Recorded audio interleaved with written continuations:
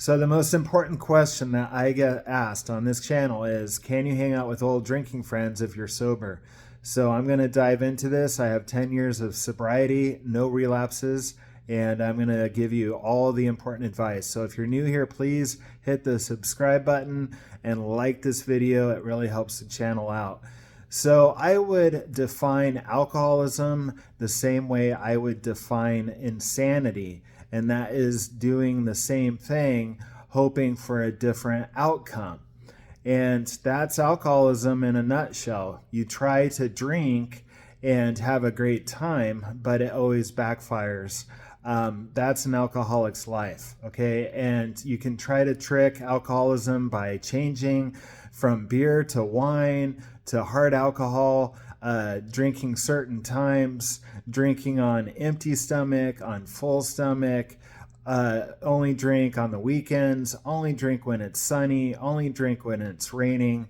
You get the point, okay? We've all tried to cheat alcoholism and tried to get along with alcohol, and it just doesn't work. If you're an alcoholic, it's progressive. It gets worse over time. Even if you have years of sobriety and you have a relapse, you'll pretty much leave off where you'll start where you left off before you tried getting sober. Meaning the demons are doing jumping jacks on the sidelines and they're waiting for you to drink again, and they're going to kick your butt 10 times worse than before. How's that for a straight answer? So here's the thing. I get people that leave a comment and say, I'm fine now. I can hang out with old friends. I got 6 months of sobriety or a year. It's easy to hang out with old friends. And here's the thing. It might be easy to hang out with old friends maybe once or twice. But when you start pushing it a little bit more each time, your friends want you to drink. Your old drinking friends, they pretend that they support your sobriety, but really they're waiting for you to say, screw the sobriety stuff, let's go drink. And they'd be like, yeah, let's go. Okay. But relapses happen extremely fast, and you cannot prepare for them. If you're an alcoholic, even if you have a decade of sobriety, and the wrong thought comes into your brain when you're out around alcohol, you could instinctively, impulsively grab an alcoholic drink and just chug it. One of the worst stories I've ever heard of in AA was this woman had, I think, 16 or 17 years of sobriety, and she went to a dinner party. And she thought it was going to be a normal dinner party. She thought it was going to be innocent and she was going to stay sober. But she was sitting next to her friend who had an alcoholic drink. And so she was like, I wonder what that tastes like. And she grabbed it and took a drink. It was just like that. It was like a split second.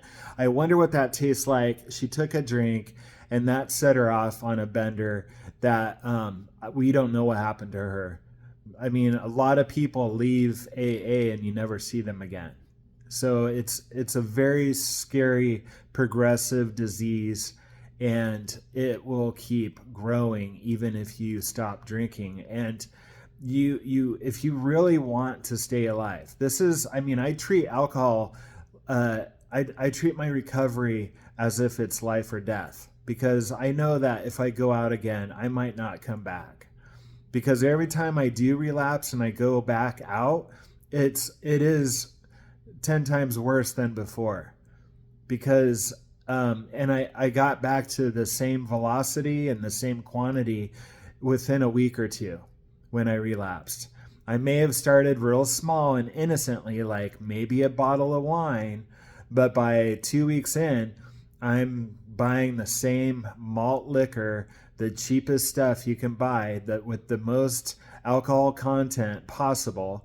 And I got, you go back to your ways. If you're an alcoholic, you go back to your ways very quickly. You might start off really innocently, like, oh, I'm just going to buy a 6-pack, or I'm going to get high quality beer only. But after a couple weeks, it always happened to me. I went right back to the hard my old ways, which for me was malt liquor, green ale, 7% alcohol, 9% alcohol, steel reserve, 10% alcohol, you name it. The cheapest malt liquor, tall boy cans, 40 ounces, and blacking out and doing stupid stuff very quickly. Okay, so this time I got 10 years of sobriety, and I'm not chancing it, and you shouldn't chance it either. And if you are serious about your recovery, you got to get rid of those old drinking friends. That nothing good will come out of it. You might be fine with them once or twice or three times, but your thoughts are going to sneak you back into rationalizing alcohol again. We're alcoholics, okay? It is a disease, and it likes to grow, and it wants you to drink at all costs. And it's going to overpower your will. You cannot will your way to sobriety. You need a higher power, and that's why the 12 steps always has a higher power. You do not have to believe in God or Jesus. You can worship a light bulb. You just have to get outside of your will and your own drives. Okay, our will and our own drives and our own willpower got us in this mess in the first place. And all you got to do is hang up the keys and your will and hand it over to a higher power. That's all the 12 steps are talking about. Okay, because we can't do it on our own, and we can't white knuckle it. And even if you got 5 years of sobriety, 10 years, 20 years, it doesn't matter. If you get around your old friends, it just takes one thought. Sometimes not even one thought, it's an impulse. What does this taste like? Okay. Here's a crazy story, and then I'll let you guys go. But listen to this real fast. So I had 22 months of sobriety, and I didn't go to the bar. I was working out, lifting weights, very healthy, and I got a cold. So I went and I bought Theraflu. Now Theraflu for me gave me a warm fuzzy feeling, and I'm like, oh cool, this is really cool. And right then and there, I was in the addict. The addict took over. Okay, so I still did, one Theraflu a day, and then I was like one Theraflu in the morning and then one at night, and then pretty soon I'm doing 3 Theraflu packets a day. And you're only supposed to do like one packet, a day. So I'm up to 3 packets, and then I'm carrying around a box of Theraflu packets. And then finally, my friends invited me to go to a bar, and I was dating a new girl who drank. And I was like, you know what? I'll just take my Theraflu box and go to the bar. And 22 months, no drinking. And I went to the bar. It was a tavern. And I was like, you know what? This drinking Theraflu is probably not healthy for my organs. It's probably really bad on my kidneys and my liver. I'm going to just do beer. Beer is natural. It's made out of hops and barley. I'm going to just drink beer. Get rid of this Theraflu stuff. And at that same point, I even dropped out of college because my mind was thinking about beer. I was drinking Theraflu in college, and I was like, the addict was already thinking about what can I do to get my hands on some real beer instead of this Theraflu stuff. And I couldn't even focus on schoolwork anymore. I was already relapsing long before I even started the Theraflu. So if you're feeling like you're slipping, maybe you're white knuckling it right now in sobriety, and you're really on edge and you're irritable, or maybe you're antsy and you got a lot of anxiety, you're probably close to drinking again. Okay, and it's just the disease is just waiting for that one little thing, that 1 second of weakness to slip back into your life. So this is when you need to get to AA. This is where you need to do 90 meetings in 90 days. You need to do a marathon of 12-step programs. That's just me. Now, I know the warning signs now. I've been sober 10 years, and I'm not saying I've kicked it. I'm not saying I'm free and clear of alcoholism, but I do know when I get antsy, I go for a jog, or take a hot bath, or I'll work out. I get rid of that excessive amount of energy or irritability or anxiety, whatever it is. If I feel like I'm getting elevated in my mood, um, I do stuff to exert that energy. Maybe I open up my Bible. Maybe I meditate. Maybe I fast. Maybe I do something that's extraordinary, in the positive direction. Something that makes me feel alive, like jogging. I love jogging. It gives me a jogger's high. Or I'll go to the gym and hit the weights really hard and then go into the sauna after the workout. And that sauna can just wipe out any anxiety, any nervous energy. After 10 to 20 minutes in a sauna, you're like, yeah, this is great. Okay. And that will prevent you from relapse. But if you're new to sobriety, uh, get to a meeting, do 90 meetings in 90 days, 90 AA meetings. If you got some sobriety, you know, watch your sugar intake, watch your carbs. Okay, alcohol is basically sugar, fermented sugar. So you got to stop doing the candy bars. Um, stay away from bread and pasta. Start doing Atkins and keto. Start working out. Just keep burning off that excessive energy.